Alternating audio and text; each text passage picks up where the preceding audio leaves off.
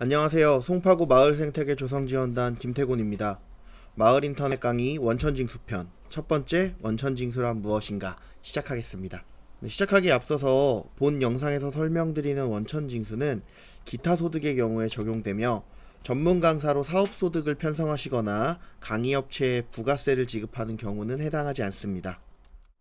원천징수는 1개월에 한 명에게 지급한 총 금액이 12만 5천 원을 초과하는 경우 지급된 금액의 8.8%를 제외하여 지급 후 그 비용을 세금으로 납부하는 것을 의미합니다.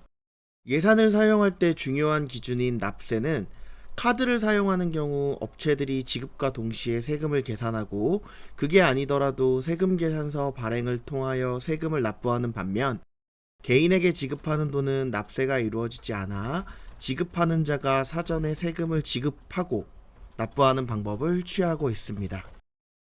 원천징수를 한다는 건 첫 번째, 지급 금액에서 8.8%를 제외하고 지급한다는 것입니다. 예를 들어 100만 원을 강사비로 주어야 한다면 그중 8.8%인 8만 8천 원을 제외하고 92만 2천 원을 지급하는 것을 첫 번째로 합니다.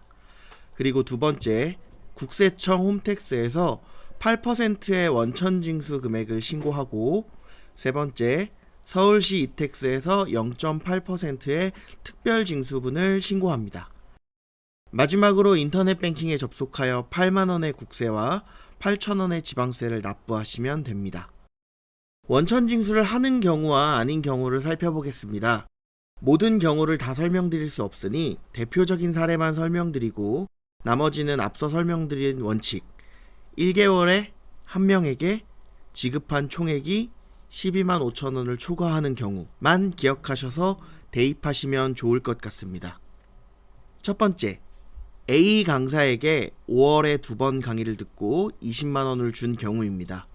강의를 몇 번 했건 5월 한 달간 지급한 금액이 20만 원으로 12만 5천 원을 초과함으로 원천징수를 진행합니다. 이 경우 첫 번째 지급 때 10만 원을 전액 지급하고 두 번째 지급에 20만 원의 8.8%를 주는 방법과 두 번째 지급 모두 8.8%를 제외하고 주는 방법을 사용하실 수 있습니다. 두 번째의 경우 한 명의 강사에게 5월 한 달에 10만 원씩 준 경우입니다. 이 경우는 원천징수를 사용하지 않습니다. 세 번째 경우 한 명에게 10만 원씩 5개월간 준 내용이라고 할 수 있겠습니다. 그래서 신고하지 않아도 된다라고 착각하시는 분들이 계시는데 이런 경우 신고는 진행하여야 합니다. 왜냐하면 신고하지 않으면 서류상에는 10월 한 달 50만 원을 받은 것으로 보이기 때문에 해명 자료가 요청될 수 있습니다. 그러니까 한 번에 몰아서 지급하지 마시고 매달 지급해 주세요. 네 번째 경우는 원천징수를 하지 않습니다. 12만 5천 원이 계속 나와 헷갈려 하시는데 초과는 그 금액이 넘은 경우, 즉 12만 5천 1원부터 원천징수를 진행합니다. 다섯 번째 경우는 활동비인데요. 만원씩 줬다고 총 합계 금액을 무시할 수 있는 것은 아닙니다. 그 달에 지급된 비용의 총합이 12만 5천 원을 초과할 경우 무조건 원천징수를 진행해 주세요. 마지막의 경우는 5월 31일과 6월 1일 단 하루 차이지만 월이 다르기 때문에 이 경우에는 원천징수를 진행하지 않습니다. 원천징수와 관련하여 궁금하신 내용이 있으시면 spzsd@naver.로 문의 남겨주시면 답변 드리겠습니다. 다음 시간에는 홈택스 신고하는 방법으로 찾아뵙겠습니다. 감사합니다.